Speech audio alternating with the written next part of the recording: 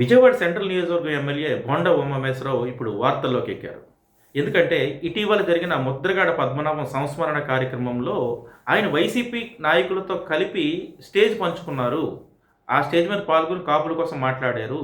కాబట్టి ఈయన వైసీపీ నాయకులతో ఎందుకు చనువుగా ఉన్నారు అనే దాని మీద వివరణ ఇవ్వాలంటూ తెలుగుదేశం పార్టీ అధిష్టానం ఆయనకు నోటీసులు జారీ చేసింది. ఈ మేరకు త్రిసభ్య కమిటీని కూడా ఏర్పాటు చేసి రాష్ట్ర అధ్యక్షుడు పల్లా శ్రీనివాస్ ఆధ్వర్యంలో మంగళవారం సాయంత్రం లోపల ఆయనకి వివరణ ఇవ్వాలని కోరింది. అయితే దీని మీద బోండా ఉమామహేశ్వరరావు కూడా స్పందించారు.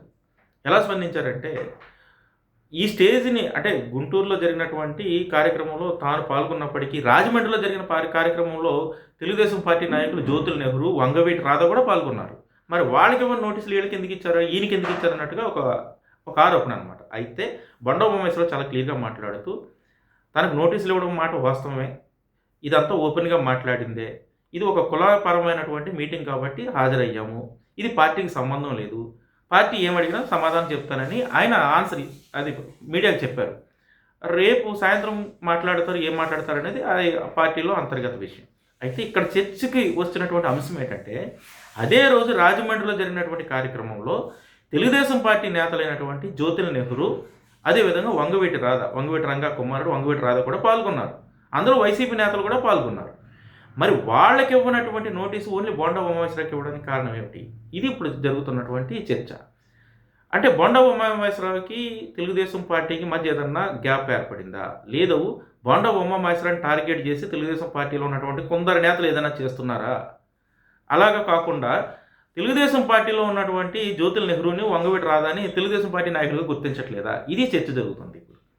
మరి బోండా ఉమామహేశ్వరరావుకి ఎందుకు నోటీస్ ఇచ్చారు అంటే, అంతర్గతంగా జరుగుతున్నటువంటి విషయాల్లో సెంట్రల్ నియోజకవర్గంలో మరో నేతను తీసుకొచ్చి అక్కడ పోటీ చేయించాలి, ఆ మేరకు బోండా ఉమాని తప్పించాలని ఒక ప్రయత్నం జరుగుతుందనే ఆరోపణ కూడా ఉంది. దీని మీద తెలుగుదేశం పార్టీ మరి ఎలా స్పందిస్తుందో తెలియదు. ఇంకా క్లియర్గా చెప్పాలంటే, వంగవీటి రాధాకు సెంట్రల్ నియోజకవర్గంలో స్థానం కల్పించి బోండా ఉమాని అక్కడి నుంచి తప్పించాలనే ప్రయత్నం చాలా కాలంగా జరుగుతుందని కొంతమంది అంటూ ఉన్నారు. మరి ఇప్పుడు వస్తున్నటువంటి ఎమ్మెల్సీ 2 స్థానాలు ఖాళీ అయ్యి ఇందులో వంగవీటి రాధాకని ఎమ్మెల్సీ స్థానం కానీ ఇచ్చినట్లయితే ఈ ఆరోపణ నిరాధారం అవుతుంది. ఇవ్వకుండా వేరే వాళ్ళకి ఇచ్చినట్లయితే సెంట్రల్ నియోజకవర్గంలో వంగవీటి రాధాని తీసుకొస్తారనే ఆరోపణ లేదంటే అనుమానం నిజమవుతుంది. మరి బోండా ఉమాని ఎందుకు టార్గెట్ చేశారనేది ప్రశ్న అనమాట. అంటే నోటీస్ ఇవ్వాలి అనుకుంటే ఆ కార్యక్రమాలకు హాజరైన తెలుగుదేశం పార్టీ నాయకులందరికీ ఇవ్వాలి, ఒక బోండా ఉమాకి ఎందుకు ఇచ్చారనేది ప్రశ్న. సో మిగిలిన వాళ్ళని తెలుగుదేశం పార్టీ నాయకులు గుర్తించట్లేదా, బోండా ఉమాని గుర్తించారనేది మరో ప్రశ్న. ఏది ఏమైనా కాపు సామాజిక వర్గంలో దీని మీద పెద్ద ఎత్తున చర్చ నడుస్తుంది. ఇది తెలుగుదేశం పార్టీకి లాభమా నష్టమా అంటే ఖచ్చితంగా బోండా ఉమామహేశ్వరరావుకి నోటీస్ ఇవ్వడం అనేది తెలుగుదేశం పార్టీకి కాపు సామాజిక వర్గం పరంగా నష్టమే జరుగుతుంది.